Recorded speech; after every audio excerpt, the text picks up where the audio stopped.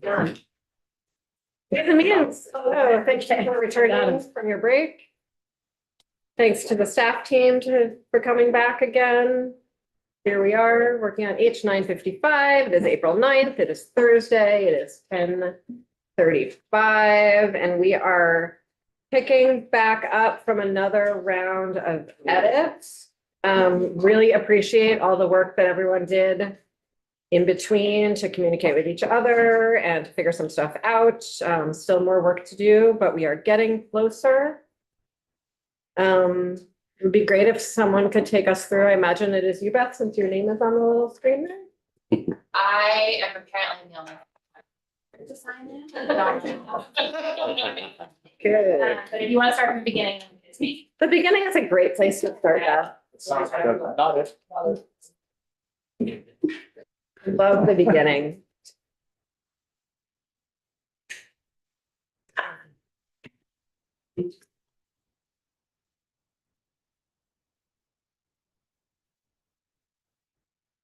St. James Office of Legislative Counsel.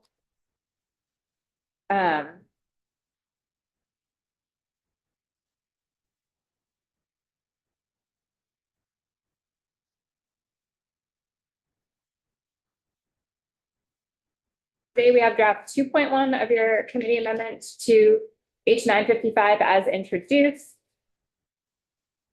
For the sections that I am able to speak to you about, I highlighted changes between yesterday and today. Do you want to jump right to highlighting, or would you like to go over anything in particular? I feel good going to highlighting unless someone else wants to stop somewhere on the way. No, stopping there. Scrolling. Here's some highlighting that I didn't do. We're in the third instance of amendment, which starts technically on page 3, line 17. It's the amendment to section 18 of the underlying bill, which is in and of itself an amendment to section 70 of Act 73, which is the effective date section. And we jump to page 6. I believe what page 6 is doing, well, I don't believe, I know that what page 6 is doing is deleting these section references from the effective date section because I believe they are repealed in substantive sections later on in the bill. And I believe that the draft you have been looking at before had kind of this same section amended in a couple different places, and now it's all in one place. Is that accurate? Okay. Someone will correct me if I'm wrong. So no changes to the language related to contingencies. That brings us to page 7, line 9, the fourth instance of amendment. This is the pre-K language we skipped over yesterday that has been amended a couple different times before it's made its way to you, and this is what we have today. So it starts with legislative intent that reads, it is the intent of the General Assembly to, in the 2027 legislative session, establish a funding structure for pre-kindergarten education that supports achieving access for every pre-K child as that term is defined in 16 VSA 829 with equal payments and equal educational standards for public and private partners, ensures the cost of pre-K education is included in the full cost of education, increases access and participation in areas of the state where access or participation is limited, and continues to support a mixed delivery system. This is language that traveled from Human Services to the Education Committee and is living on in your amendment. New language that we have not looked at before, subsection B, page 8, line 4, data and reports. The Agency of Education, Department for Children and Families, and Building Bright Futures shall establish a system to jointly monitor and evaluate pre-K education programs to promote optimal results for children that support the relevant population level outcomes set forth in 3 VSA section 2311, and to collect data that will inform future decisions. Building Bright Futures in consultation with AOE and DCF shall be required to report annually to the General Assembly in January. That's, yeah. Mark. No, just a question. I can't remember who it was, but talked about how three agencies like that put together could be cumbersome and, That would be Representative Holcomb who said that. oh, okay. So there's a federal, we can have Morgan Crossman back in. There's a federal grant that's already been issued to build out all of this stuff. And that's what this is referencing. And they've already, I believe, received the grant and are beginning the work. Is it an evaluation, if we're building out new infrastructure with a federal grant, is that a continuing grant or is that something the state will assume responsibility for funding once that grant comes out? It's a grant to set a thing up, so it's not a, it's a one-time grant for a one-time cost.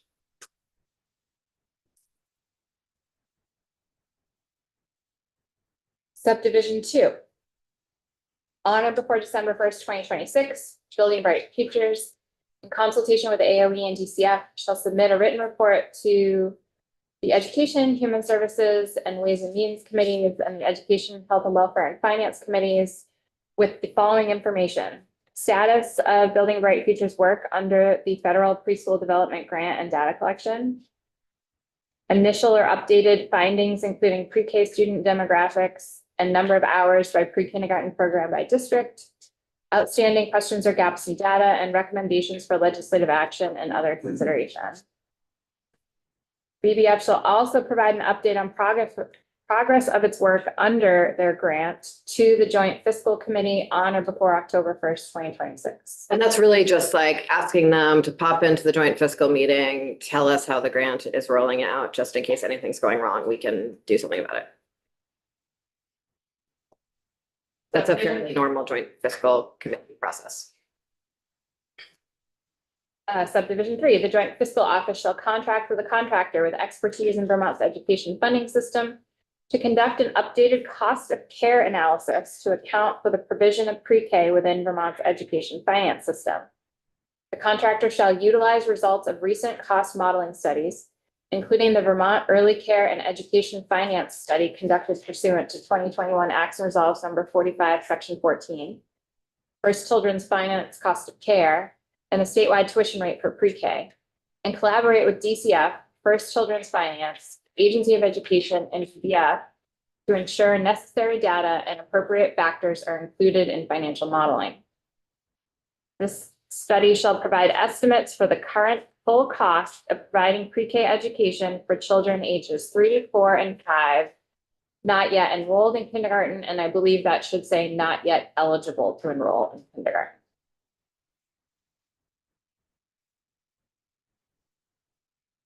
Yes.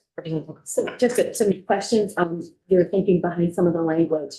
When we say we contract with a contractor with expertise in Vermont's education funding system, that really limits us to 3 people. Was that the intent? No, it was, and Beth, it says $1. Yes, because I don't have another figure yet. Oh, instead of an XX, different moves by different attorneys. Love it. Thanks. Okay. It's good bargain.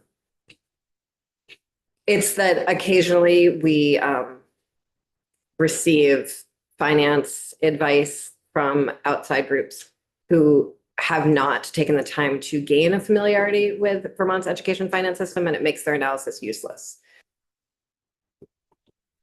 So my next question is, we're just doing a cost factor analysis in the current delivery model. Is that the assumption here? No, I don't see that as the So assumption. where does it say that part of it, because if they're just modeling costs, they're modeling it based on. Let's go to the next part.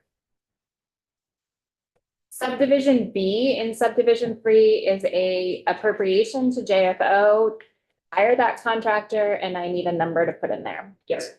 Subdivision 4 reads, the Joint Fiscal Office shall provide the General Assembly with considerations on or before December 15th regarding different funding mechanisms that may be used to distribute funds for education costs within the new financing formula, including grants, inclusion within the education opportunity payment, and different forms of categorical aid. Let me go back to my question. where is there an opportunity to evaluate whether the way we are delivering pre-K is the most equitable and high quality, given our challenges surrounding student access in underserved populations and underserved. So I think that would be a question for the Human Services Committee and the Education Committee, who sent us a fairly comprehensive memo about how they got to where they got to. This is what we need as a committee, is to find out how many dollars we need to apply in order to make the system work as the policy committees thought it should. I'm just gonna tell you, this feels like I'm on a stereograph here. Because when I go to them, they say, come to you. When I come to you, they say, go to them. I mean, it just feels like we're going in circles and just can't say that. Anything before I move away from this new language? I don't think so. Does this language work for JFO? Are you gonna want to have a little bit more? Actually, right through joint fiscal office, I think that this language works for us. Obviously, we'll need more than $1, which I know that Beth knows. We're just trying to figure out what that sum would be. So before you vote it out, that number will be updated. Okay. And I believe Building Bright Futures is also doing sort of a final review of the language. And the Human Services Committee, I think, is monitoring our work.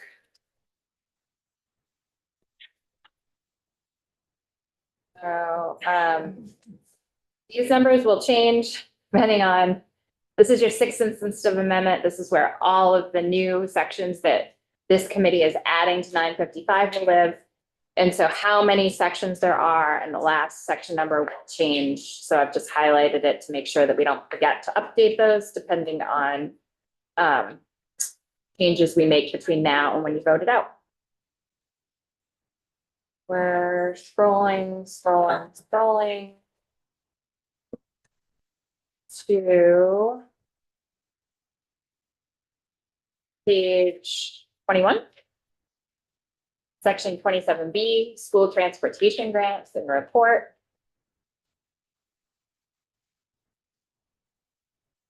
This is the report from AOE regarding education transportation. So subdivision 1 says the report shall include information on the following. And yesterday we added whether the school district relies on public transportation to provide education transportation for its resident students, and if so, the costs incurred by the school district. On line 18, I fixed that typo. Thanks for doing that. Yes, Representative Woody. I appreciate that you put this in, and if so, the cost incurred by the petition fits. You want just cost incurred, because we don't know who's incurring the cost. And I don't know if this is partly incurring it. I don't know if the students are partly incurring costs. I actually don't know. So I would say who's incurring costs. I think that is a policy decision. I would appreciate direction from the chair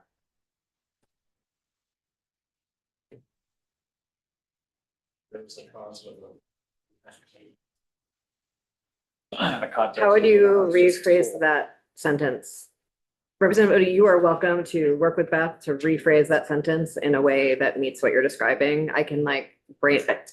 All right. If so, how the costs are incurred or something like that, If but the yes. goal of the committee is to have language in this amendment that just blanket asks for all of the costs associated with public transportation being used to provide education transportation, regardless of who those costs are borne by, I can certainly come up with that language, but that is not the direction I have received. So I guess that's what I'm asking for. It's just the direction on the policy choice there. That direction. Got it.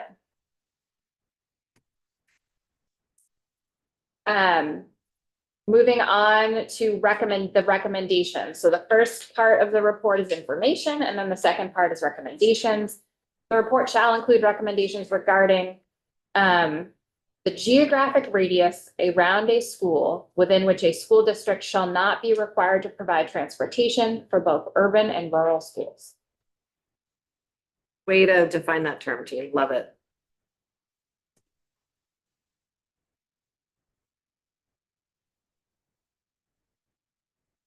We've added after school to co-curricular travel. So how co-curricular and after school travel could be included in district's transportation services.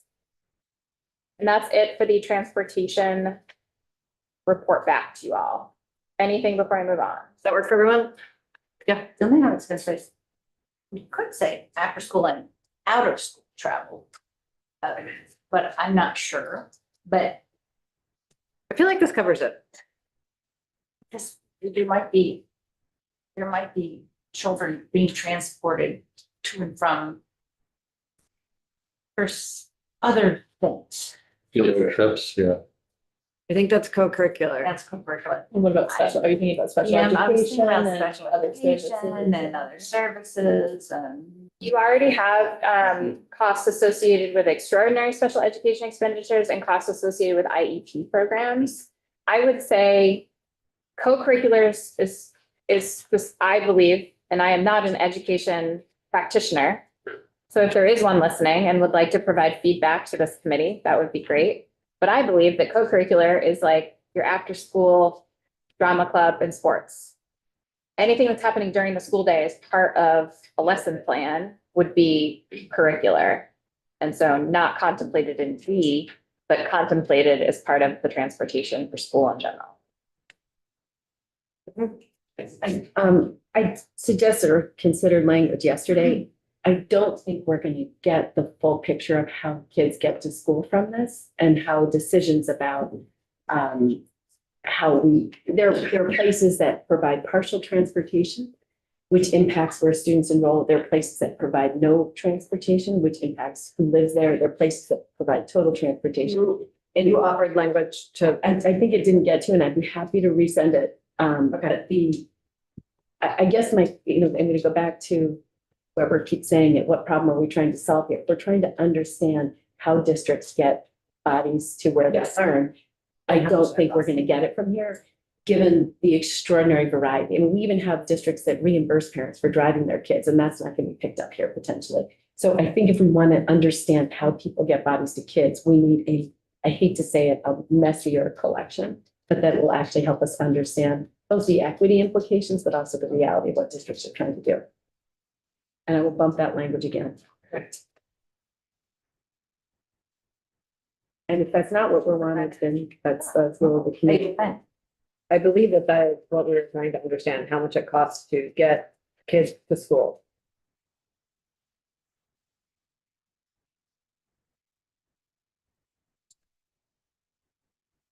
I'm happy to take any language the chair wants me to take. As you all know, transportation is not required to be provided. So this is I just want to orient everyone, this is the Agency of Education submitting a report. Mhm. And so their ability to get information on how each family gets their child to school is going to be lacking. So setting expectations, okay. And I think what I want to understand is how much would it cost to get children to school in a consistent fashion across the state? I think that was the point I'm trying to get at. We know some districts provide none because it isn't required, and that's the system we've set up. We know some districts provide it for some students. I think if you try to get everything for which the districts are involved in some way, shape, or form, even if it's paying parents to drive their kids, then you'll have a sense of both the variety, but also how costs vary across systems based on the transportation decisions they make. Then I'm just gonna suggest we add a line at the very end that says recommendations for costs necessary to ensure that each child has access to transportation or something to that effect. Yeah, that makes sense. And then and then we'll.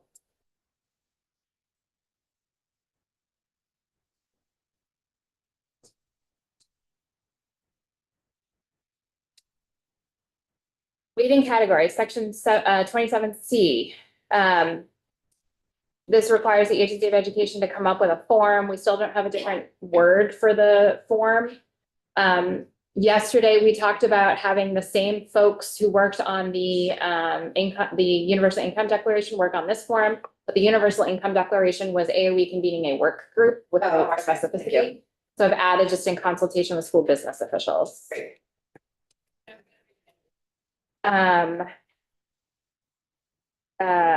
This is just highlighting that. You want to rename the form right now? you want to call it a student demographics form, student need form, student opportunity form, In category. what? I'm just, I'm- it was just weighting categories form. I feel like as much as I really hate playing this game in committee and on camera, I do think that talking to parents about weighting their children is weird. And I think, Profile. Yes. yeah, Maybe a something student more profile neutral. form. Yes. Student Yeah. profile form, thank you. Um, I feel like if I, as a parent of like a first grader, before I had like fully acclimated to the bizarre stack of paperwork that arrives every year, like got a form that said weighting categories, I would feel very weird and uncomfortable. Well, and it also needs to be neutral. Mhm. You don't want to make parents feel like, oh, I'm filling out a needs form that, Yeah. you know, Yeah. like, makes me feel a certain way about. Student profile, we figured it out. Great, thank you.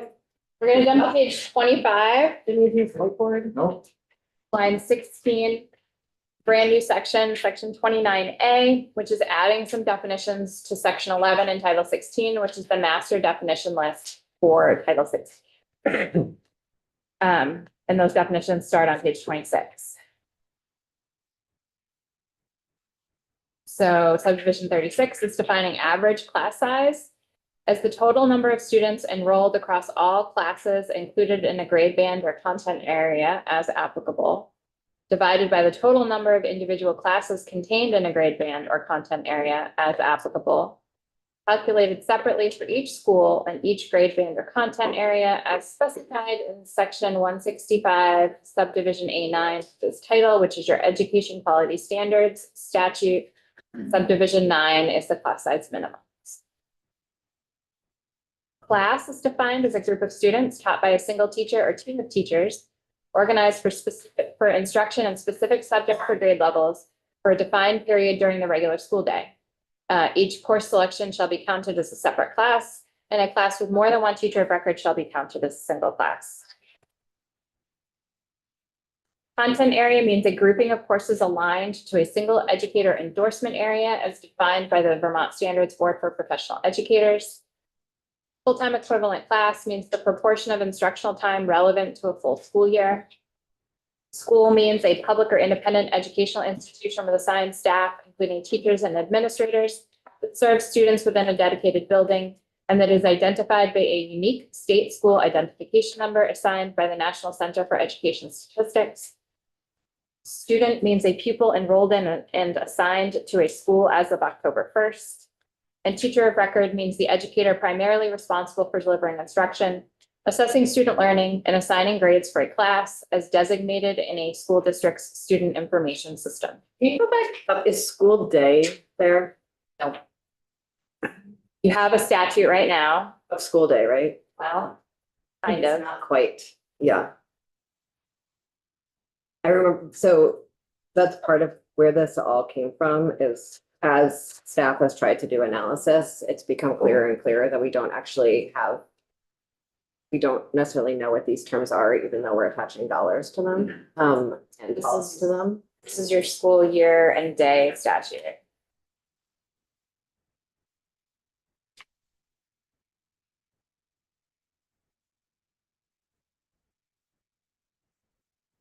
And within, so when you look at the state board rules for hours, they are not, it's not the number of hours that a student is in the building, it's the number of hours of instructional time, which is very useful for the needs of people providing instruction, but it's not useful for the needs of us trying to figure out like apples to apples and dollars.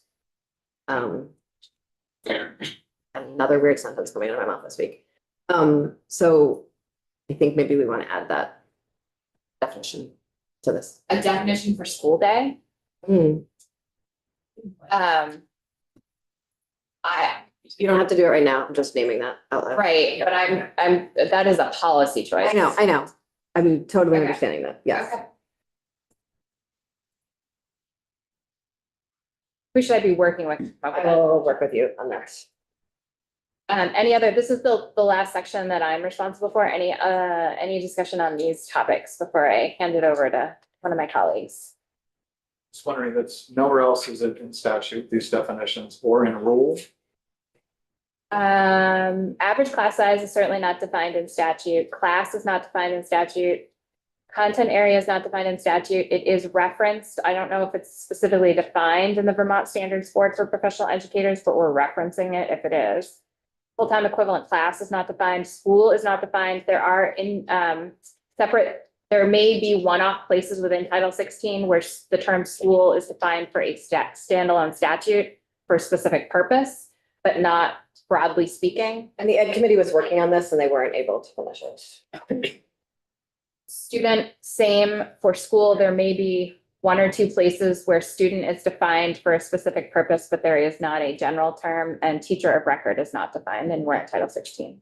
And to be clear, in defining a school day, I'm not interested in defining the number of hours in it. I'm interested in defining what the board needs to attach a number of hours to.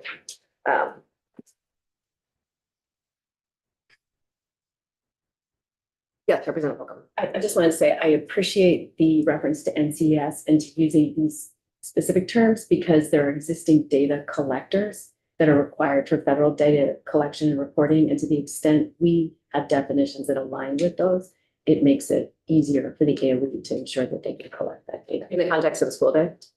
I don't know about data. Oh, you're saying that this is a useful thing about What this? is constructive about this is we Yes. don't want to define these in a way that is not currently collected, because they can either expand or use their existing collections, including federal reporting, to address some of this. Thanks, Beth.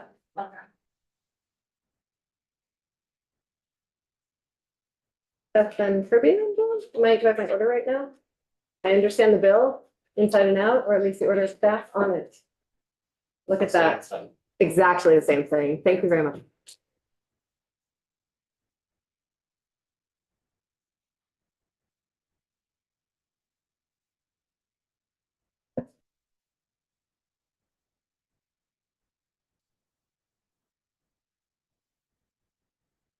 Good morning, everyone. Keaton, Legislative Council. What I have to go through, going off what that's doing, just concentrating on changes, right, from yesterday. A lot of it was just date changes. That's what we discussed for the classifications and mostly classifications, but a little bit of RAD stuff I think is in here as well.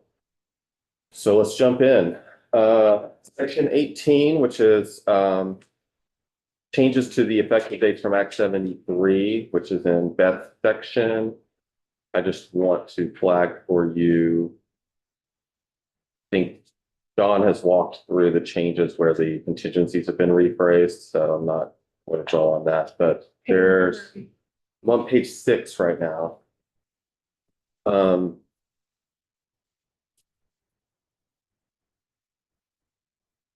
For the effective dates for Act 73, so that you know, when it comes to classifications and RAD should be in here too. Those effective dates from Act 73 are repealed because they're being replaced here. So it's really just a housekeeping thing there.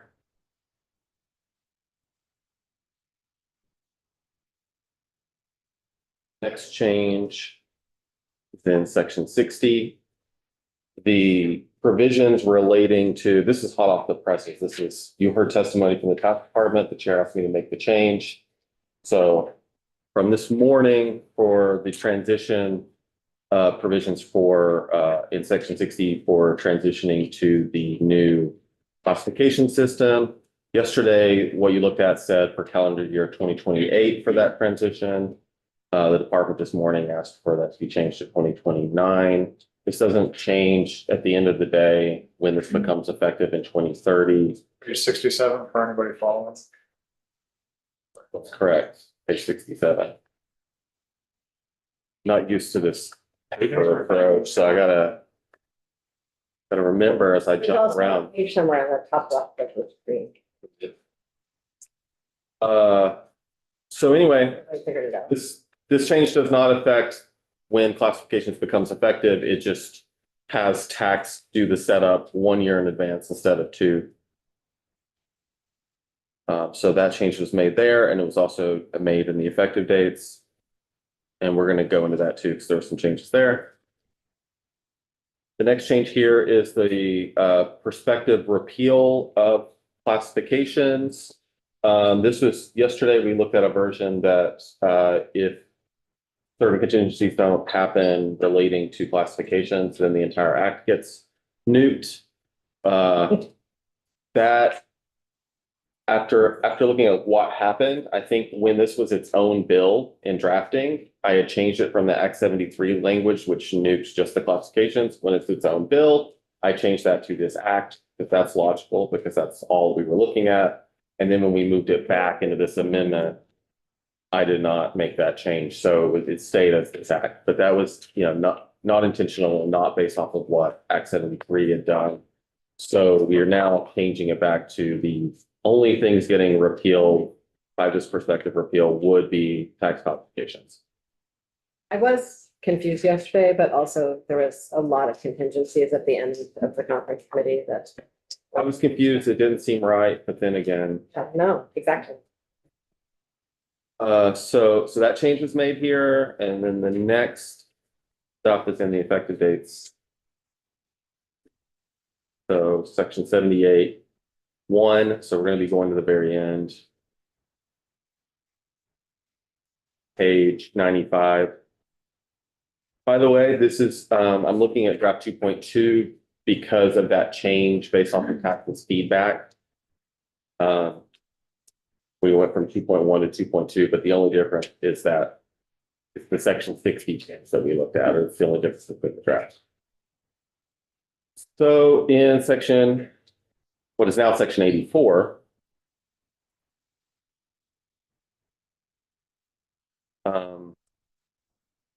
in sub 1, there was a contingency at the end that was removed from committee request yesterday, section 1.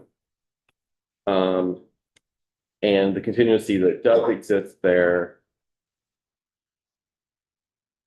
is tied to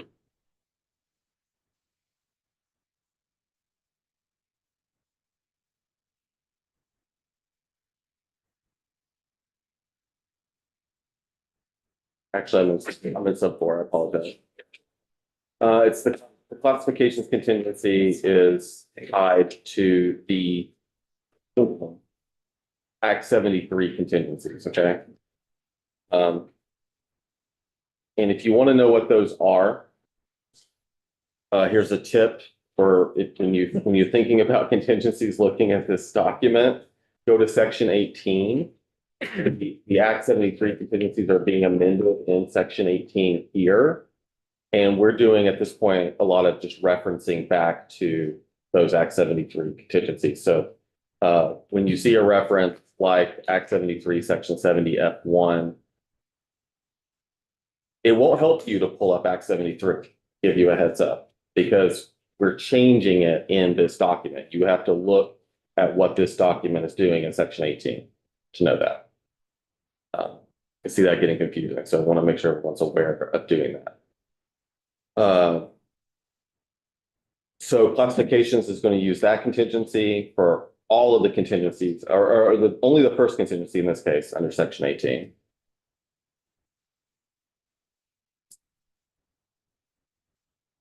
Which is F1 would reference all 5 contingencies. Or all 4. But the 4th one has parts to it. Forward, yeah. So classifications requires all of those contingencies, so that you know.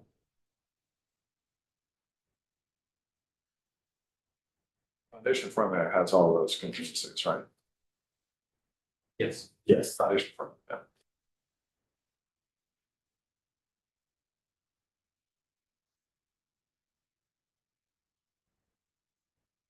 Regional assessment districts only uses the first. So you know. Jump back to that. The first being school districts have had an opportunity to study the advisability of forming a new unified school district. On or before November 7, 2028. There's district voting. So that specific contingency is what's tied to RAD.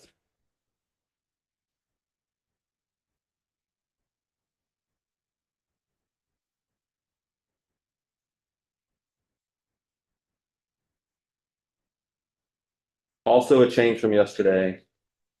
This goes along with what we were talking about with section 50, is the classifications effective date. Yesterday, we looked at 2029. It is now 2030. Some of John's parts that were 2029 yesterday have also been changed to 2030. And this is just to line up with the timeline that's been imagined and to make sure that what we're putting down on the page is matching up with what you're expecting. We don't create that whiplash situation we were caring about this morning. Mhm. We don't have the whiplash that we were talking about this morning. Exactly. Classifications is July 1, 2030. The transition for classifications would start in calendar year 29, and tax would do the data collection it needs to set that up in 2029. That's the section 60 change we were just talking about. And then in sub 5 here, these are the transition provisions, section 60. As I said before, it's changed to 2029, and then the contingencies for these transition provisions are the first 3 from section 18.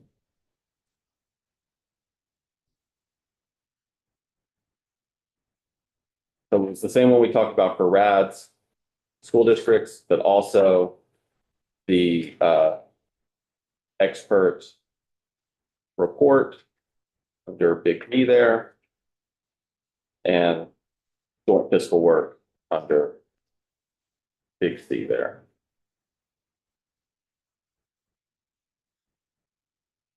Every time I'm hopping up to this language, it's on pages 4 and 5 under section 18.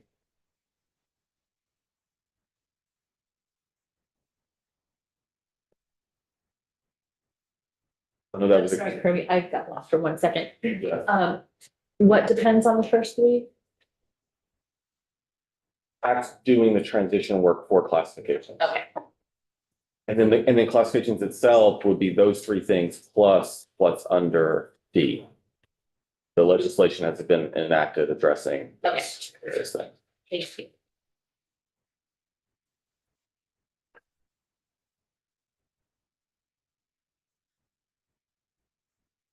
Everyone thoroughly confused, yeah.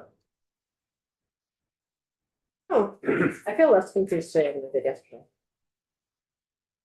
That's nice. I hope other people feel that way. Maybe you don't. Right? So those are the date changes. Let me know if you have any questions about what any of that means. Are we gonna get an update with on the? That may sound like a really cool thing, maybe. Oh, sure. I haven't updated it for the most recent thing from this morning. At But- some point, that But would be it, helpful. but it, yeah. but it's updated, as far as I know, it's updated with everything except for that. Okay. Okay. Thanks. Thanks, Martin. Doing great. Thanks, Kirby. So let's take next.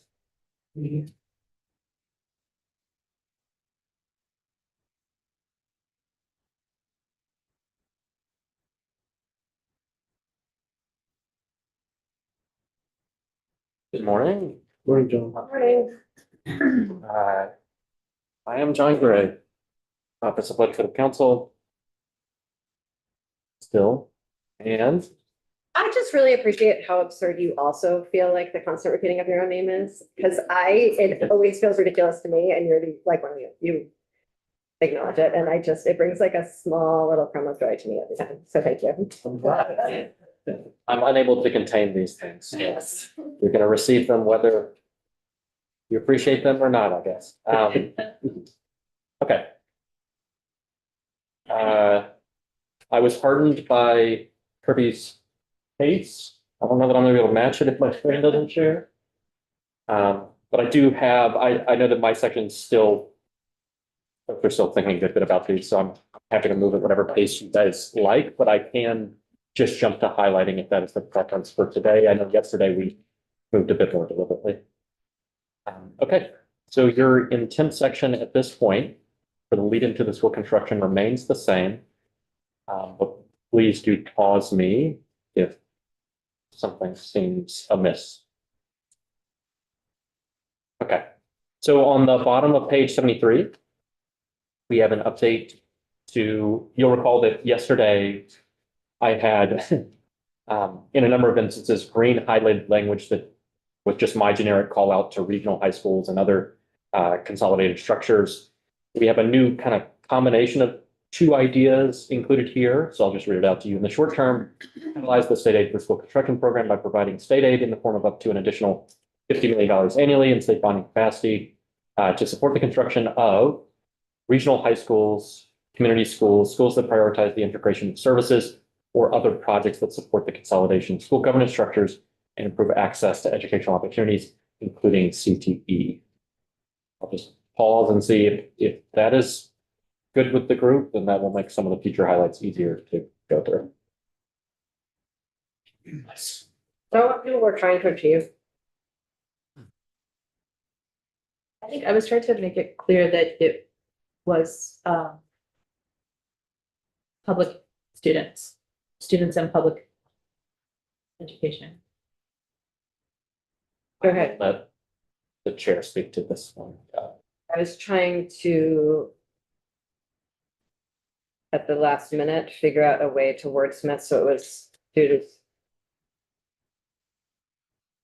Did you mean students in public schools or students who are educated with public dollars? Students in public schools. Okay. If we're using state aid Okay. for school construction, it should be Okay. students in public schools. Okay, So is that what we want added here? yeah. So that'll go at the very end, this sentence.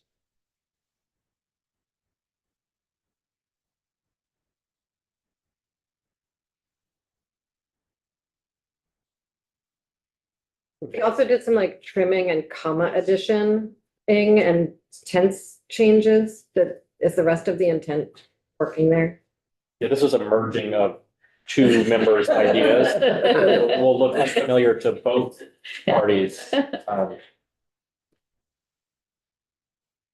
My best attempt to mash them together. I don't understand what schools that prioritize the integration of services means. That was Representative Holcomb's language being smushed with your language. It's community. I don't understand intent on this committee, but it's the community schools work. And there are schools that use Medicaid to help subsidize school-based health services or co-location with mental health organizations to deliver. Many of them can't, they contract with external providers who come in and deliver. And so- Oh, I'm sorry, go ahead. so go ahead. No, I was gonna ask you a question on if this is fitting in with the community schools.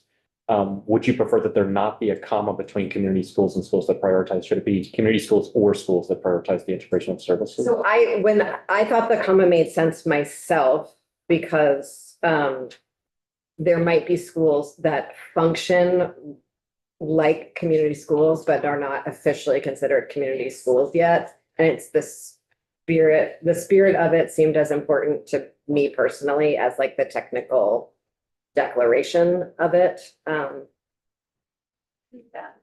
My question was more with the and, because between structures and improve, because it implies it's all about. I'll let you answer the first question though, about does that I'm work? fine. I actually don't know that it matters how much we wordsmith this, because I Oh, think okay. so long as the intent is clear, but if we are gonna wordsmith it, my issue is more with the and. Because when you are doing co-location, you may actually be using non-education dollars to build a piece of the setting. Does that make sense? Like, so you may be layering funding stacks from different streams, some from human services and some from education to provide access to a community health clinic or something like that. This is common in other states. It's just that we like to each do our own thing here. I don't think there's an issue with the language and Yeah. capturing what you're Yeah. saying, if that's what you're Because asking. I think to go to also what Representative Burkhart was saying is you can't use education dollars to fund non-education purposes. Which was Yeah, I'm less hung up on that because to me, this is a segment of the capital stack. And that word catalyze means that, you know, it can be used in Yeah. different ways. It doesn't mean that it's funding the entire project. Right. But it may be funding that education part that's like helping Yes. get that project going. So I'm less concerned about that. I was just confused because I thought community schools were schools that prioritize the integration of services, and it just seemed confusing to go from like a very narrow definition to then broaden that out in the next clause of the sentence. So Yeah, I mean, another way to say that is if it is meant to be within that same pool, you could just say community schools. But I don't know if that captures everything that you want. I don't think it does, that's what I'm saying. Okay, it's almost backwards to me. Like I would almost, my brain would work better if it was schools that prioritize integration of services such as community schools or, you know, like community school or something that just sort of goes from the broad and then gives. could the we, example that could we're we talking about. remove the phrase community schools if we're already getting to that with schools that prioritize the integration of services? Or not? Does any of this matter? It matters. Okay, it does. Okay, great. Okay. Another example is there are schools that have excess space and they contract with a private provider to run full day pre-kindergarten or Yeah. childcare in the building. And so it was existing infrastructure to provide the maximum value for Vermonters. And it sounds, what I heard from John is that we are meeting that intent in the way that this is phrased, even though it's an imperfect sentence. I like Bridget's suggestion of just putting schools that prioritize the integration of services, comma, community schools or other projects. I think that was different than Berkeley. I think this captures what you guys want, Such as. and I can add the for students in public schools piece at the end of this. Thank you. Where's that? Oh, she said that.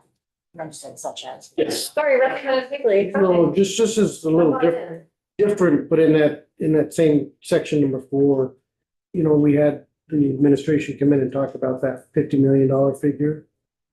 Should we? Oh, yes, please, thank you. Should we include anything there? I think that he said he's gonna send us language suggestions. But I think he made a good point. Do they not want a specific dollar? They don't want a specific dollar until we go to CDAC. And we talked about going to CDAC to finalize the number, but they don't want a specific. I mean, this could also just say additional state bonding capacity. Yeah. What wasn't, oh, One, thank you so much for holding that.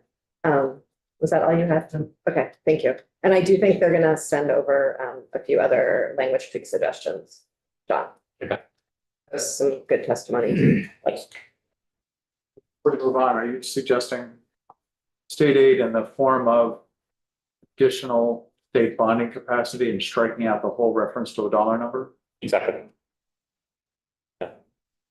Which could be updated at the point that you guys reach it. Like that was what I understood the path was, that you would have a conversation with CDAC. And it's kind of just like linking up the dollar figure at the point that you've had that conversation. That's what I'm understanding is. Yeah. And, Not me. and state bonding capacity would be the same as, that it would not jeopardize the state's rating? Well, this signals the intent is to provide additional state bonding capacity. So yes, it is something that could impact the state's credit rating, but what you would be removing is the specific dollar figure that is clearly in excess of the CDAC recommendation, right? This is a more generic call out, because I think the point that was identified is that any divergence from the CDAC recommendation could be looked upon unfavorably, whether or not it makes sense, basically, like just taking an action that doesn't align with the CDAC recommendation is the way that I understood it. That makes sense. I think from an optics standpoint, it's always putting the throw the line as far into the water as we can go. I don't know what that, is there a specific change that you're hoping for based on that idiom? Yeah, I think removal of a dollar amount then makes it so there's really no commitment.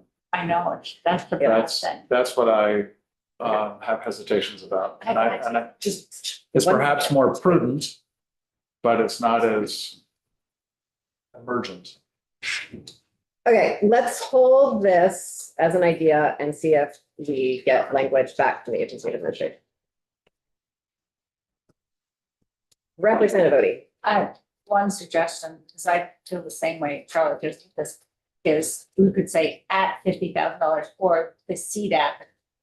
A number, all right. And Let's just wait until we hear from Nick. I didn't understand. I'm not clear to me what the prior witness was suggesting regarding the pre-funded capital projects. And how this fits into this. Well, was he just describing that? Or was he? And he was just explaining to us more about how the state has been making different decisions about bonding over the last few years. So that we had context for what the scale that we were talking about meant and the overall.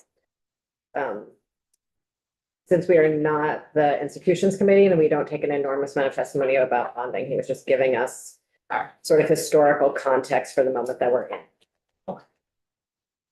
Thank you.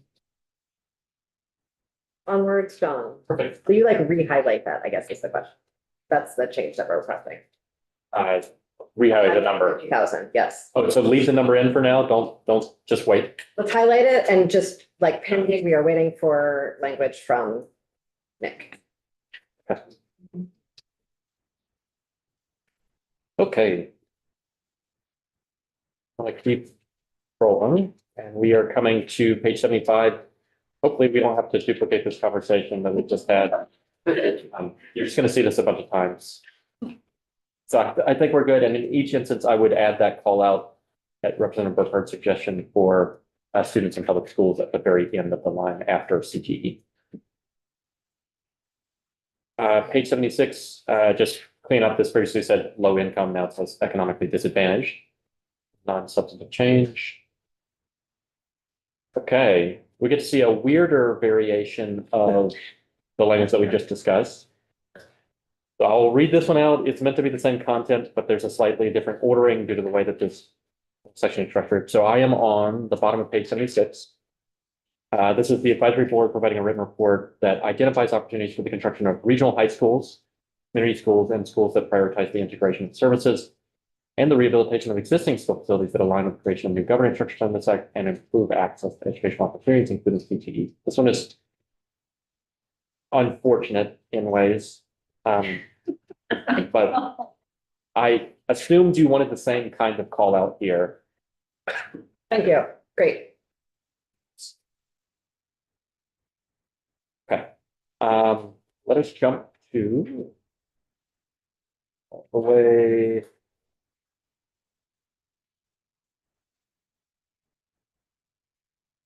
Look back, this is wonderful. Page 85, I still have the green highlighting for some of the final, this is your state aid application. This is just, again, reminding you of some of the sequencing concerns, but no update there. The real things to hit are toward the end of the draft here. So one, we still have that outlying figure for what the annual total debt service subsidies would be, what that cap would be, which is separate from the legacy debt aid cap, right? Because the legacy debt aid is based on current indebtedness, and then this is about what kind of awards you're going to provide in the future to school construction projects. Just need to add some figure, I don't know, million. That's our final estimate. Working number, but it's not. And I think that's for the legacy debt aid piece, which we'll come to, and I have a placeholder figure there. This, yep. Should I pause here or? We're still working on that number. Okay, this is the updated number. Sorry, everyone. With respect to this, I just, Representative Kimball, I know that we were told that Commons is working on some language around career tech. And is that gonna come into this at some point before it goes through? I don't think so. They're working on what they're calling comprehensive high schools. So they're defining that, and when you say they're working on it. There's a bill that came over from the Senate Yeah. specific for career technical education. So it's a standalone bill that is on a longer timeline because the Senate started the bill, and so the House has until the. I understand that. It's just that the definition, so it has changed quite significantly. My understanding is since it came over from the Senate, and it seems to intersect with this language here. So I just wondered if you were looking at both of these with the Well, same eyes. spoke with them yesterday, and what they we're using is comprehensive high school now, and the language we just reviewed has been repeated in several places, does not say comprehensive high school. It says regional high school in its focuses, which almost is the definition of a comprehensive high school. So we would have to align that to make sure. And I will just say, that's actually, I thought the direction you guys would go. So if you would like to tweak the highlighted language, I think it would be good to line up our language with the language that they've developed, the term that they're using, so it would, knowing that at some point, maybe at the end of the session, we're gonna have to match everything. okay. Who is the attorney working on? Career Tech? That, Oh, cool. That's okay. We're talking about comprehensive high schools and how Commerce is redefining that phrase. Yes, they are amending current law. If you could, yeah, sorry. And just to say, when they do that, I think this is sort of like the fly in the spider web again. It's gonna bring a lot of stuff, including funding stuff along with it, if that is how we redefine it. So maybe part of the conversation, especially in that community, to look at that as well. And that bill will definitely come here. so what I'm hearing is support the creation of comprehensive high schools, community schools, schools that prioritize the integration of services or other projects that support the consolidation of school governance structures with access to educational opportunities, including CTE. The CT is the comprehensive. Right, so you could cut that clause. They're not the same thing. I think that's the whole point. I think you're using them in a way that is generic, and it is not a generic term. And my concern is that if you start using comprehensive high school, and I'm not opposed to that, it has very specific funding implications as well. So it would be helpful to get a definition around it. And It is not the same as CTE. Not finalized. Right. but they are working on a final definition of that. Yes? Okay, and so we would keep CTE separate, but we would use comprehensive high school instead of regional high schools? That's my question, yeah. Is that what you're suggesting, Representative Just Holcomb? answer. Not what I'm suggesting. Okay, what are you suggesting? I am asking. I know, but we need, I hear that you have a question. Let me just finish my question. We have language in front of us right now. We're hoping to finish it. There is questions about things that have not been finished yet, that would be helpful to align with, which is hard, given that it's not finished yet. Do you have a way you would like to change the way we're referring to it here to match up with what they're doing in the other committee? I was asking Representative Kimball where he thought that would land so that we could try to anticipate that with this language. But if we don't have direction, we don't have direction, and I'm not going to fight over this point. I just think it seemed like an opportunity to try to align. It'd be easiest to insert comprehensive high school after regional high schools, comprehensive high schools, community schools. Now we're prioritizing just about everything though. So it's an additional thing beyond regional high schools though. For some reason thought that it was. The same thing, yeah.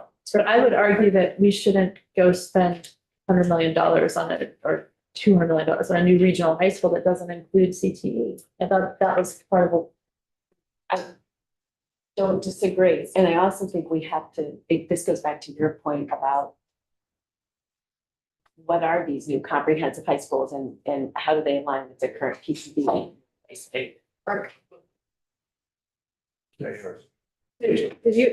Did you just get handed that? Yes or no? Yeah. I love that. Okay. Responsible adult. Separated the birth, bitch. Okay, let's just hold this for a moment. Okay. Okay. So. We are all the way on page 87, legacy debt 8. And the sole update you have to this section at this point is a provisional annual cap of $61 million. So aid shall be awarded annually for annual debt service costs up to a maximum total amount of $61 million, subject to annual appropriation. This is for that legacy debt cap, legacy debt as of December 31st, 2025. I don't know that this figure is final, but this is the latest that we have. This number came from the Vermont Bond Bank, and it was in a report that was issued to us as to what the annual debt service is on existing school debt at current. It does not take into account capital leases. And capital leases could be for equipment or they could be for buildings. So we're trying to get to that number to see if it adds substantively to the 61 million, because we just don't know. The other context I would add here is I know that Representative Burkhardt had reached out on trying to get information on kind of the line items you might spell out for indebtedness. Yeah, I did reach out to VASBO and basically did not get a great response back. So I need to follow up again. What they did clarify is that they did not believe that with regard to long-term debt, we were talking about other types of long-term debt, like for legal settlements or other things that might be sort of unusual items. They didn't really believe that that was a very large line item. But I do not have a set of line items that would specifically be called out not to be included that are more operational type things. Cool. So is the intent here to pay off that debt 61 million at a time, or to pick up the annual cost that the school district hands out, on a like 20-year mortgage or? Yeah, the latter. Yeah, okay. Yeah. It's not a one-time clear the slates payment, so over, yeah. Thank you. In many cases, you're not going to get a better rate, Right. that kind of stuff. Yeah. Today, anyway. Right, and it's not the state taking on the debt, it just remains, but it's providing the aid. And the 61 million should be the peak, right? That should be the peak, Because should the be going legacy down, yeah. debt Yeah. should be trailing off Right. over time. Obviously, there'd be new debt added on, but that's treated somewhere else. Yep. Right, exactly. And is 61 the million? Is 61 the figure? You're confident with that? No, yeah. So it's 61 million in terms of existing as to the amount of bonds that have been issued and with outstanding debt. So that means there could be authorized but not fully advanced bonds. So we're trying to get the figure as to what that is as well. So Colchester, for instance, has 100 million authorized debt, but they've only advanced maybe 30 or 40 million. So at the end, they will have advanced more than that. But this is as close as we can get for now, and that's why it's still yellow, Yeah. but it's as close as we can. Okay, thanks. And I just want to flag dates, right? So I'm trying to, we might just highlight them for now and put them to the side, but if we're talking about not standing up a program for school construction for another few years, the December 31, 2025 date is kind of an arbitrary date. And we have to work out though, because we also don't want to create an incentive for folks to go out before the construction aid is stood up and there is a program in place. We don't want them to run out and just bond and bond and bond as much as they can. So I just wanted to flag that as a conversation that we need to nail down whether that's the right date and whether it lines up with the rest of our. Agreed, and we need to resolve our outstanding issues today. And that is a big, that's a big one, and that's the not incentivizing doing something outside of sort of the scope of the program seems a top priority, and that's why that date makes sense to me, but I agree that a little thinking about it would be helpful. So then on the other side, basically what we were saying, if we were to leave this exactly where it is and say that you're not getting any help with debt that comes after that, that would mean that districts would be put in a position of not bonding for anything until we have a state aid for school construction stood up, even if it's an emergency situation. If they're in an emergency situation, they're gonna have to bond for something. And then that's gonna eat into whatever educational opportunity payment they're getting from the foundation. And so is there like an exception provision, or is there like an application process that districts could go through between 2025 and 2020, whatever? Until it's actually active. Yeah, maybe they have to go through all the same things that are outlined here, but just without having the extra bonding capacity. And that was the intent of my question to the agents. Who was that to? Someone to determine if a project could have met the program's goals, even if they started before those goals were announced. In the in-between time. it becomes very difficult to administer. Yeah, I mean, I would note kind of in a similar vein, post immediate imposition of the moratorium for some time, right? Folks continue to submit applications for purposes of their exclusions from the excess spending calculation. So there was some precedent for folks submitting applications even in the absence of funds for. But obviously the program had been functional up to that point. It's that, it's operational. We're kind of in a different posture now. Yeah, incentives, disincentives. Excuse me. Okay. Some new things, starting on page 89. Sorry. Okay, we have things that we want to consider. What is our plan for considering them? Charlie, Bridget, do you two want to get together and try to finalize this language over lunch? Yeah, so awesome. I'll buy. Cool, thanks, team. Heard there's some great pizza in the cafeteria. I'm serious. Back to you, John. Thanks. Okay. On page 89, this is new language trying to respond to the concern yesterday about folks authorizing one time, their school construction and then meeting subsequently to keep coming back to vote for supplemental spending, and they'd essentially be obligated to do that because they've already voted the bond. I will note that I scrambled to put this together this morning, and I have an alternative version of this that may be clearer, but this is an amendment to the form of the vote. And so what you're going to see on page 90 is one, included with the information that goes out with the budget, your supplemental spending budget. There's a set of information that's provided. So you see that long list here. These are things that were added in Act 73, including definition, supplemental district spending, long-term membership, things from which you could determine the supplemental district spending yield. So newly added to this information that would be provided. So imagine a school district that has voted in the future school construction. They're going to have ongoing supplemental district spending obligations because of this, essentially. And so in a subsequent year, maybe they don't vote any additional funds. They don't need to have a supplemental district spending vote. But then in another year, they do have a vote for some supplemental district spending they want to do that's separate from school construction. So what this is saying to be included is provide the annual debt service costs of any outstanding capital indebtedness so that anytime a school district is doing a vote on its supplemental district spending, it has that information available to them. That's the cost that they've already incurred, and it's just providing to them that information. So that's the first piece. Is it's truly just an informational piece. The real core thing here, and I will note after I walk through this, there's a different way of doing this too that I have also drafted. This is setting up the ballot to try to account for the uniqueness of the school construction vote.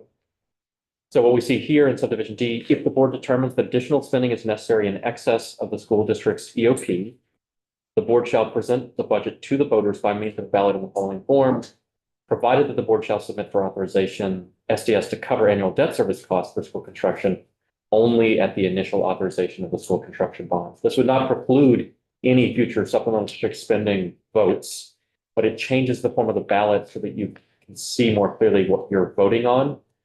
Each year, you're going to have a supplemental district spending tax rate as a consequence of this long-term obligation that you have, right?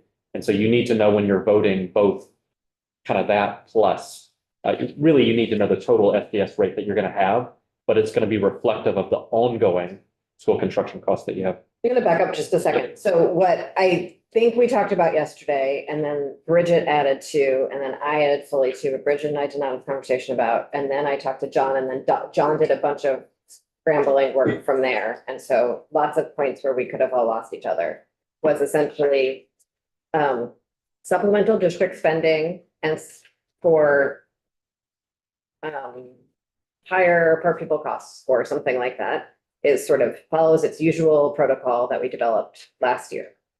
Supplemental district spending and is limited by 5%, et cetera, et cetera.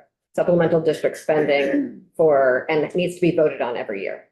Supplemental district spending for school construction costs is not subject to the 5% limit. is, does not need to be voted on every year. It's just voted on the year that the debt bond is voted on. But essentially sort of follows all of the other rules. So no limit, only a single vote, not an annual vote. And then John did a lot of other brilliant work to make all the other pieces line up, but that was sort of the basic outline that I communicated. That makes sense, except for I thought we also talked about the fact that construction funding should not be subject to penalty. That's the question. That's the question. And so, Because we're double penalizing if we've already got things in place that say, you know, you have to, you're not gonna be subsidized as much if you have property wealth, basically. You're double penalizing them because you're not giving them the subsidy, and then you're also expecting them to raise at an artificially low tax capacity rate.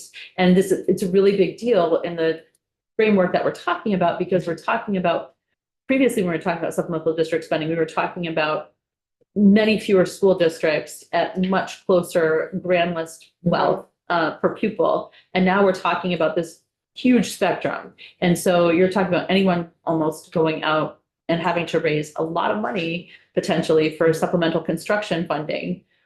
so I heard, I think that makes sense. We did talk about that yesterday. So John raised that if we have the money raised totally on local grand lists, we're gonna hit major Brigham concerns. And so if we do want to adjust, so it's not being adjusted for local wealth twice, we should do it on the side of the authorization for the construction funds and not on the side of the local raising of dollars. This also, so let's maybe look to that piece. I have, I'm just also remembering that I meant to put into the factors that are supposed to be considered in mergers. We actually never put anything, we never put in that sentence back in about grand list equity for the brokers. Beth? List equity. Yeah, but I know that you need more words, but there's something in Act 73 similar to that on the list that the task force was supposed to look at. Thanks. So the only problem with that is that we've now told districts which districts are gonna be at the table to talk about. It's not like the facilitator's trying to decide based on grand list wealth, like which ones are ideal, like we've laid it out in the statute. They're actually still allowed in the statute to make more changes from there. They're just suggested ones. And I do know that education did actually look at that to some degree because I was regularly checking in with Peter about that. So do we want to to change the way the actual supplement happens, not the supplemental district spending, but the school? How it's raised, is it subject to that same? Not the how it's raised, but the other side of it, adjust the authorization. Maybe I'm thinking of something way too simple, but if the concern is that you are twice accounting for wealth, basically. You don't have to have wealth be one of the prioritization factors. That's what That wasn't how it was before. The prioritization factors were related to need, other things in rule. We had pulled in those pieces from Massachusetts, but the thinking is that the equalization mechanics of the supplemental district spending tax rate already address some of those factors. Then you don't need to have that same factored into the prioritization. Does that address the double? Because as I understand it, you're identifying that it's kind of a double hit. You're trying to make a very pro-equity move, but maybe going so far in one direction. Like that's the way I'm understanding it. You're overshooting. Does that make sense? Yeah, yes, I think it does. I have to agree with you. And I think part of it is some districts are going to need their supplemental district spending just to maintain basic equitable access to programs. And some of those are districts that have had extensive PCB findings. I'm thinking of Hartford for a second. So these things are all going to come together in a way that disincentivize. I don't know how some of these districts are ever going to get a construction solution, particularly, I hate to say it, Charlie, but if a building goes ahead in Woodstock, there's not going to be any opportunity in Hartford to do some work. So let's just saying, this is- let's follow John's suggestion. I think that sounds great.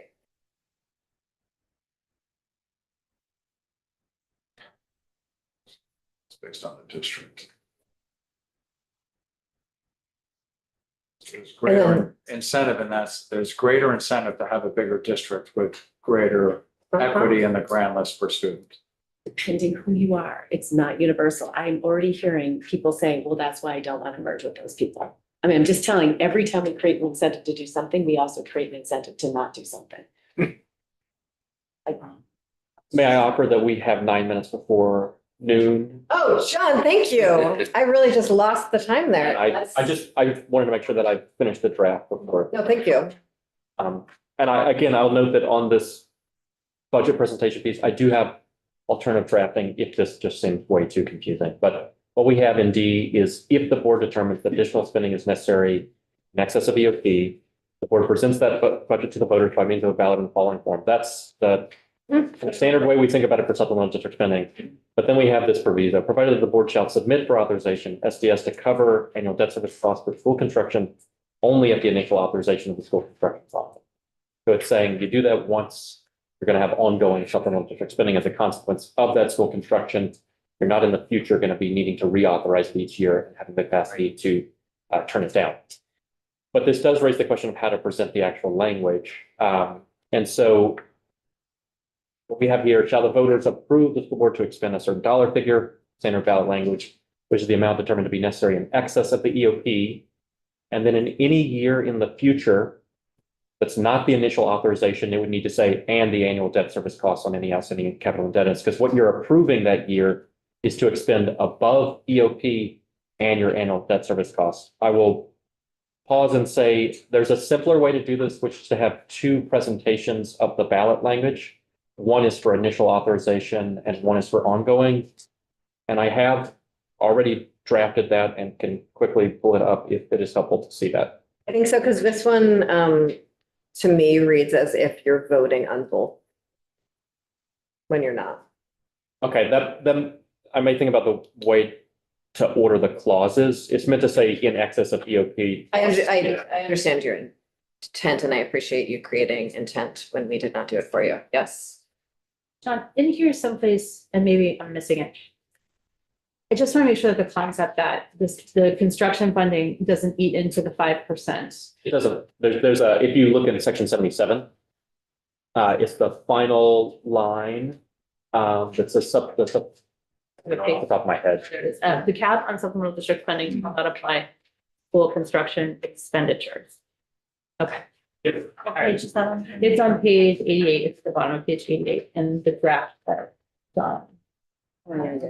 Yes, John, if you could word that. So I'll think about, Or the alternative version. and I'll think about the ordering of the clauses, sorry, and I have it, I will send this to Sorcha afterwards, because it's not posted. The other way to have it, same lead-in language. This is for your ongoing. This is not your initial authorization of school construction. This is sort of standard supplemental district spending voting. Shall the voters approve this amount, which is the amount the board has determined to be necessary in excess of EOP. I'll think about how to order the clauses. This is the same concern of this language. The real clarity is providing a separate ballot language for the initial authorization. So the board shall present concurrently with any vote to incur indebtedness for construction, a supplemental district spending budget to the voters by means of a ballot in the following form. Say, shall the voters of the school district approve expenditure of X, which is the amount the school board has determined to be necessary to cover the annual debt service cost on school construction and any other expenditure in excess of the school's EOP, because they might be authorizing both, right, in a given year.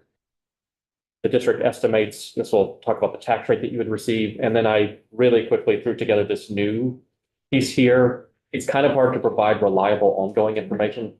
Hopefully that is happening through the process of authorizing the bond in the first instance.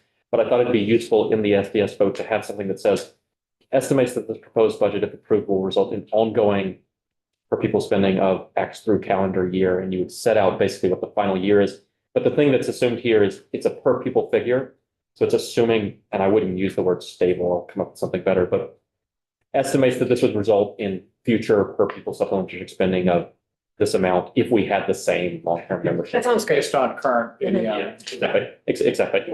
Thank you, John. That's better. And I'll think about those clauses. Okay. I'm gonna let Representative Maslin, unless you have a very specific tweak you want here, I want to let John finish the material before we get to me. Quick, I think it would be very helpful if voters see that language. I mean, that's not one comment, very helpful. You have questions about what we're calling something? Can that wait? Oh, Thank you. wait till tomorrow. We can do it after lunch. I just want to make sure Sure. that gets released. Thank you. And hopefully I can be really quick through the remaining. There's a bunch of highlighting here. Some of this you saw previewed when Beth was walking through the section 70 updates to effective dates. This is repealing the existing foundation formula transitionary measures related to the EOP, the tax rate, and the move down of the supplemental district spending cap. As you know, the first 5 years, you get 10%. It's moved down over a full kind of 10-year period. This is repealing those because you kicked out the deadline, right? So you can't just change the effective date. It's duplicating them here. It's the same exact transitionary measure you have in Act 73, but it's using the correct fiscal years for the new foundation formula rollout date. So that starts FY 31. Your EOP transition, you would be fully transitioned in FY 2035. Your supplemental district spending cap is a longer transition. You get 5 years at 10%. And you go down, and it would be FY 2040, which is a very scary year to do for some of them. FY 2040, the SDS cap will finally be at 5%. And then your homestead property tax rate transition starting in FY 31. So just aligning dates. The last thing I did want to note, That's either way, right? yes, exactly. This was an error in the previous drafting. This report, which is about to in section 83, this is from Act 73, so this is not anything new. This was contained as a subsection of the transition language, which technically was not effective until the foundation formula rollout. So moved out to make sure that this is effective on passage. But this was in Act 73, nothing new here. This is kind of your tax mitigation report. How can you, tax is meant to come back with an implementation plan to ensure tax rates don't increase. Again, this is exactly from Act 73. This is just a cleanup to ensure that it's effective at the right time. And the effective dates, I think you've already seen these. Essentially, your transition repeals and that report will be effective on passage. And then all of the measures we talked about with the budget and the transitions themselves would take effect with the foundation formula itself. That is today. Representative. So last year, I know you were doing some work around the interstate districts, and I haven't resolved how that will work in the context of this. Yep.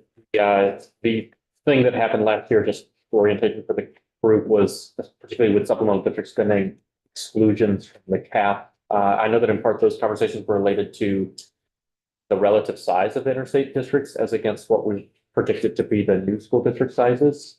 Obviously, that's quite thrown to the wind by the, so I don't know what's happened, other than to say that was the context for the conversation, is that it, because of their different size, was thought that they should be treated potentially differently, or it's kind of a placeholder until they've been resolved. And I don't know yet what the.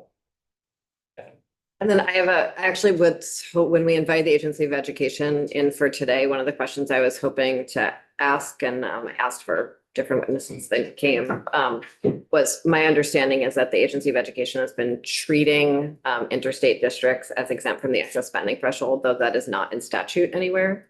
And so I wanted to understand what their plan was, or if they had one for that. But we weren't able to get them in for that question. And So I think both of those are important issues to resolve. well, it also affects how you fund. Yes, absolutely, yeah. Yeah. Yeah, what you're saying as well as what I'm saying. I think those are both important things we need to figure out. And I don't know if that's something to talk to the congressional delegation about. I mean, I don't know what they'd have to do with it. I mean, I think the issue. they're the ones who created the interstate districts. Yes, it exists in, my understanding is it exists in federal law. Yeah, I think it's more complicated. There is federal enabling legislation that was approved by both states as well. So everyone, after lunch, we are going to come back. We're going to do this again. People have over lunch assignments. I think mostly Bridget, Charlie. Does anyone else have a lunchtime assignment?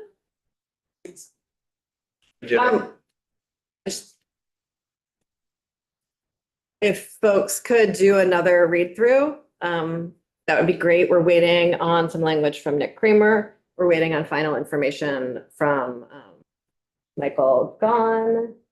And I think we're getting close to something. Yeah. Thank you, everyone. And Madam Chair, just before we go, we should acknowledge the presence of former Senator John Carroll, former Chair of the State Board of Education, who's joined us in the room. Welcome. Thank you very Glad that you're much. here. Pleasure to be here. Quite a time. It is. You're talking way above my pay grade. I really doubt that, but if you're still here in the afternoon, we'll get you a printout. Oh, we're back at 1:15.